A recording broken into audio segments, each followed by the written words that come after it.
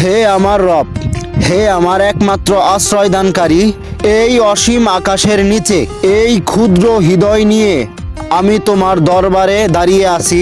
আমার শক্তি নেই, আমার ক্ষমতা নেই, সব কিছুই তোমার দানের উপর নির্ভরশীল। হে আল্লাহ, তুমি আমাকে সৃষ্টি করেছো, অথচ আমি তোমাকে কতবার ভুলে যাই, তবু তুমি আমাকে ছেড়ে দাও না। হে পরম দয়ালু, আমার জীবনের প্রতিটি ভুল তুমি দেখছো, আমার চোখের গুনাহ, আমার জিহ্বার ভুল কথা, আমার অন্তরের কালো দাগ সবই তোমার জানা।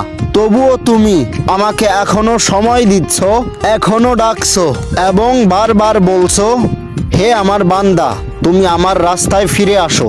হে করুণাময় রব, আমার ওপর দয়া করে আমাকে রহম করো, আমাকে পাপের অন্ধকার থেকে বের করে আনো, আমার হৃদয়কে নরম করে দাও, যাতে আমি গুনাহকে ঘৃণা করতে পারি আর তোমার সৃষ্টিকে ভালোবাসতে পারি।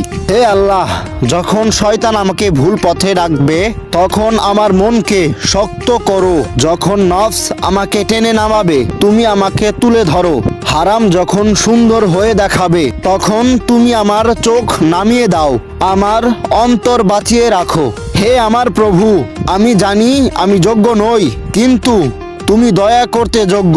আমি জানি আমার আমল কম, কিন্তু তোমার রহমত অসীম।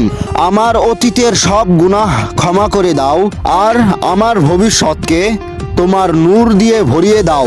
আমাকে এমন বান্দা বানাও যার চোখে লজ্জা থাকবে, হৃদয়ে তাকওয়া থাকবে আর জীবনে তোমার ভয় ও ভালোবাসা থাকবে। আল্লাহ, তোমার নামে লুকিয়ে আছে শান্তি ও সীমাহীন ভালোবাসা।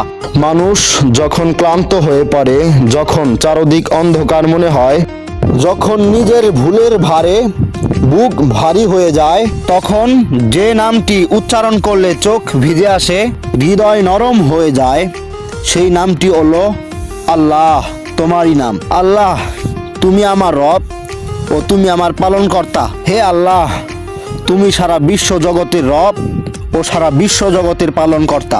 আমি ছাড়া তোমার হাজারো বান্দা আছে, কিন্তু তুমি ছাড়া আমার কোনো প্রতিপালক নেই। তুমি শুধু আমাদেরকে সৃষ্টি করনি, বরং প্রতিটি মুহূর্ত আমাদেরকে আগলে রাখার দায়িত্ব গ্রহণ করো।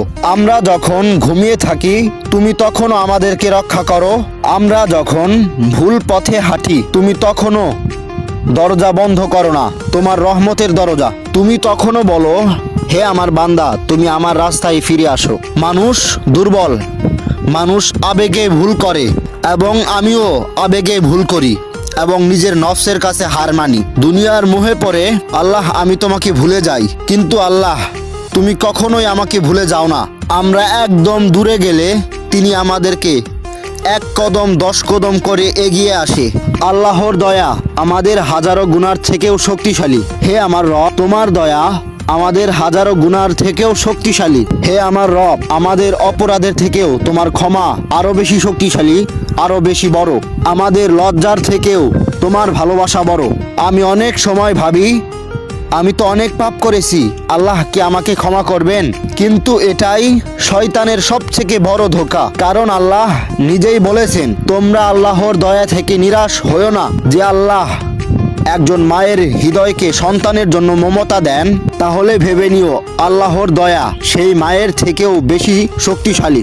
মা সন্তানের ভুলে রাগ করতে পারে, কিন্তু আল্লাহ বান্দার তওবায় খুশি হন। আল্লাহ ন্যায়পরায়ণ, তিনি কাউকে তার সাধ্যের বাইরে কষ্ট দেন না, যে কষ্ট আমরা বুঝি না।